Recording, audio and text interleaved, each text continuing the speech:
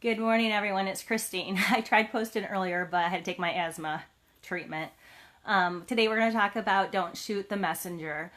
In March was when everything started in my area as far as COVID-19, and that's when I started seeing the change in my daycare centers. One of the daycare centers by the middle of March lost 75% of the kids in the daycare center because the parents had to work from home, hours were cut, or they lost their jobs.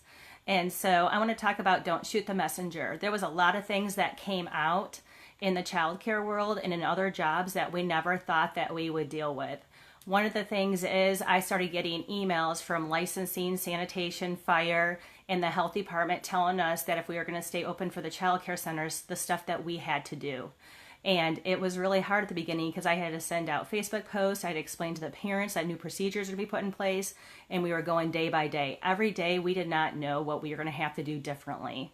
So first it started that we had to take the temperatures of the kids to let them into the center. Then the next thing you know, we had to not let the parents pass the lobby. They couldn't go any farther into the classrooms with their kids anymore. Then the next email I got is that we weren't allowed kids in the classrooms coughing at all, which is really hard because we're in allergy season. So we had to send kids home for coughing. We still do because the health department mandated it in our area. So I want to remind you not to shoot the messenger. Sometimes we're just doing our jobs and we're trying to protect the kids and the families. And I know parents have to work, but we also have guidelines to follow. I even had one parent when we sent the kid home from coughing, I had to make a copy of the email because he had to take it to work and show work. That's why he was missing work, so he would still get paid. So there's a lot of things that happen in our world that were out of our control. The same thing that happened is when I went to the grocery store, it was really frustrating for me as a provider. I couldn't even get half the stuff I needed for the daycare kids.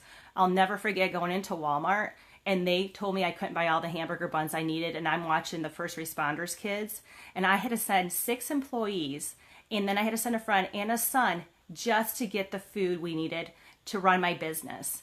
And they had guidelines they had to follow too. So I just want to remind you today, don't shoot the messenger. This has been really hard on all the business owners in the area and the families too. And I can understand how frustrated it can be, but it's for the protection of all the kids.